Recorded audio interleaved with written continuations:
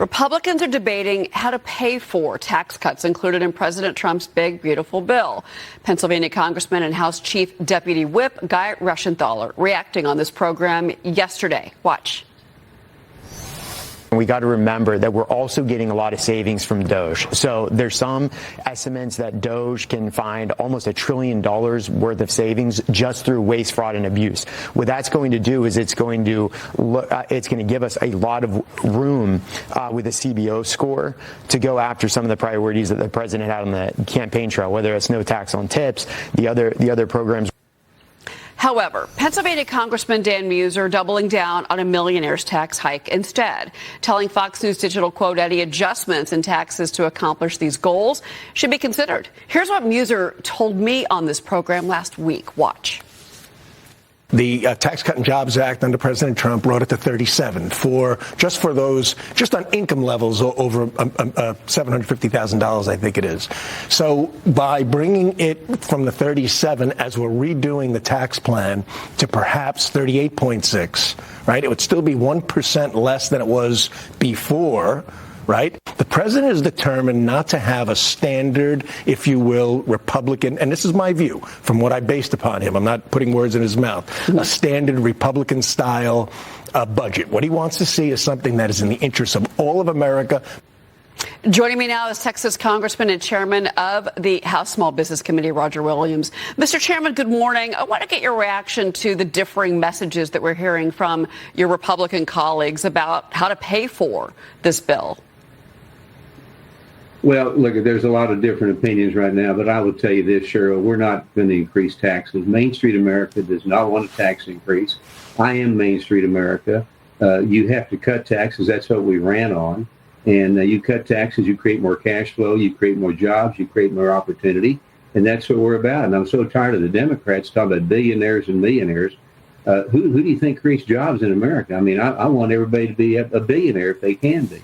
But that's the fact of the matter is we run on tax cuts, and that's what we need. That's where we need to stay. But that's Congressman Muser's point, though, is that, and there's two ways you could do this, whether it's a millionaire's tax, but, you know, the revenue has to come from somewhere. The DOGE cuts aren't going to be enough. We've heard that before.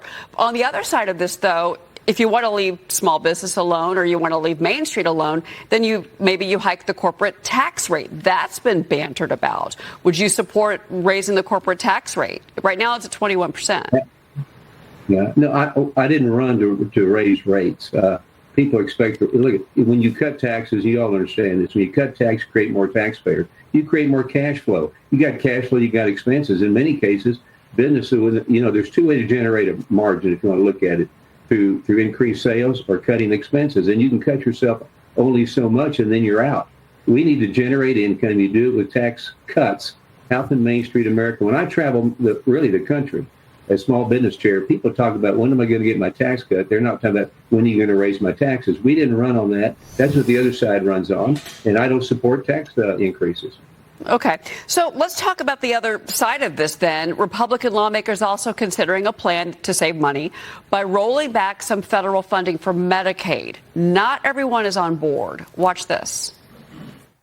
When the Dems expanded Medicaid under the Affordable Care Act, they made that percentage match 90-10. So what we have talked about is moving that 90% level of the expansion back towards the more traditional levels of 50. Nobody would be kicked off of Medicaid as long as the governors decided that they wanted to continue to fund the program. A state like New York would have to pay more for Medicaid and that the federal government would pay less. Do you have a position on that before you go? Hell no. New York is a donor state. We pay more into the federal government than we get back.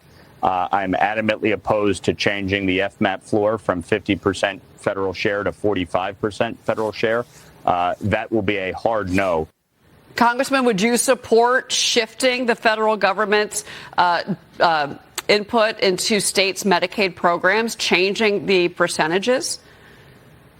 I think right now I'd stick with the percentages that require work requirement. I think that's important, that people have to have a job. I mean, we're kind of getting all over the map here. We got to understand that we won on tax cuts, giving the people their money back.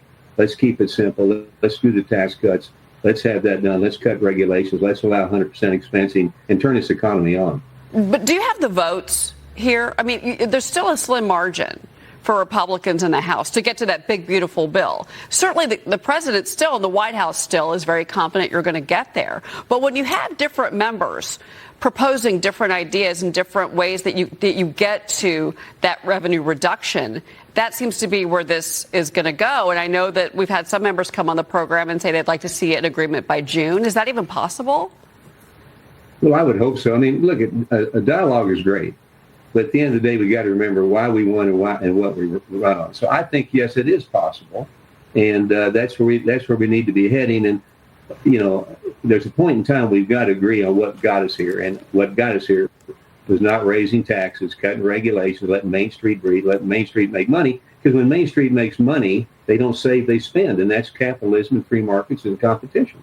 You chair small business. I do want to get your reaction to what you're hearing about tariffs. We've had a shift in tone from the White House in the last 24 hours with regards to tariffs, in particular with China. What have you been told from not just the members on your committee, but also from the businesses that you speak to on a daily basis? Well, I talk to a lot, and businesses are not afraid. I mean, I'm a car dealer. If there's tariffs hit, I'll have to live with them. The fact of the matter is, I'm not afraid of them. I'm aware of them. And business understands that we can't have this trade deficit with China. We can't be the biggest economy in the world and be having a deficit with them. And they trust President Trump. They trust his knowledge on this. And the fact of the matter is that he's delayed a lot of this for 90 days, 80 days, or whatever. Is a positive. So I think people are waiting to see what happens. They're prepared to adjust. But again, Cheryl, it gets back to when I go around, they'll come back around and say, but I need my tax cuts. I need my 100% expensing. I need less regulation so I can do business.